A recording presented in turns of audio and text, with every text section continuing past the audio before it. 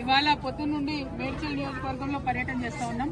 మరి మేడ్చల్ నియోజకవర్గంలో ప్రత్యేకించి మంత్రి మల్లారెడ్డి గారు ఉండి చాలా అభివృద్ధి చేసిన నేను అని చెప్పిండ్రు. దాదాపుగా ఒక టర్మ్ ఆయన ఎమ్మెల్యే ఉండే, ఒక టర్మ్ ఎంపీగా ఉండే, ఒక టర్మ్ మంత్రిగా ఉండే. కానీ ఇప్పుడు ఎక్కడ చూసినా జవహర్ నగర్ కావచ్చు, మేము దమ్మాయిగూడ కావచ్చు, అన్ని ఏరియాస్ తిరుక్కుంటూ వస్తున్నాం.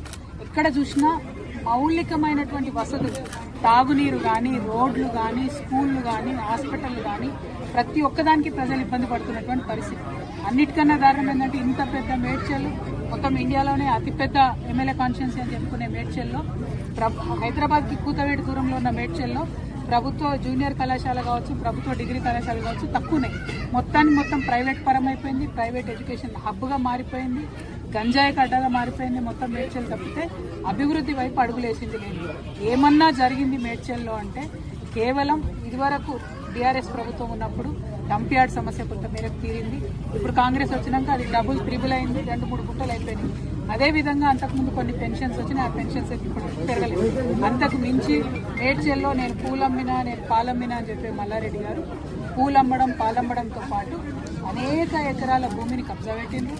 2 రోడ్డు విస్తరణ ఏదైతే జరగాలో జరగకుండా అడ్డుపడతా ఉన్నారు.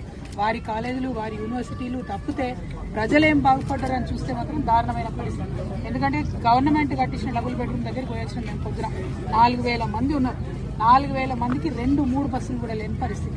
మరి మినిస్టర్గా ఉండి, లేబర్ మినిస్టర్గా ఉండి కనీసం మానవ హక్కుల కోసం ఆలోచించాల్సింది, అది చేయలేదు. ఇప్పుడు జవహర్ నగర్ మొత్తం ఏరియా అంతా చూస్తున్నాం. అందరితో కూడా 58, 59 జీవో కింద పైసలు కట్టించుకున్నారు రిజిస్ట్రేషన్. ఎందుకోసం కాలేదు రిజిస్ట్రేషన్? ఎందుకైతే లేవు? ఎట్లా మేయర్ గారి కుటుంబ సభ్యులకు రిజిస్ట్రేషన్ అయిందని చెప్తా ఉన్నారు, మల్లారెడ్డి గారి కుటుంబ సభ్యులకు రిజిస్ట్రేషన్ అయిందని చెప్తున్నారు. వాళ్ళకు మాత్రం రిజిస్ట్రేషన్ అయ్యి సామాన్య ప్రజలకు ఎందుకు రిజిస్ట్రేషన్ కాదు? ఎవరు కాపాడుతున్నారు మల్లారెడ్డి గారిని? ఎవరు అండదండలు చూసుకొని రిజిస్ట్రేషన్ చేసేటోళ్ళు? మేము మాత్రం దీని మీద న్యాయ పోరాటం తప్పకుండా చేస్తాం. ఏదైతే 58, 59 కింద లక్షలాది రూపాయలు కట్టి పేద ప్రజలు వెయిట్ చేస్తున్నారో అవి రిజిస్ట్రేషన్ అయ్యేంత వరకు అవసరమైతే సుప్రీంకోర్టు దాకా కూడా తెలంగాణ జాగృతి పోతుంది, పోరాటం చేస్తుందని.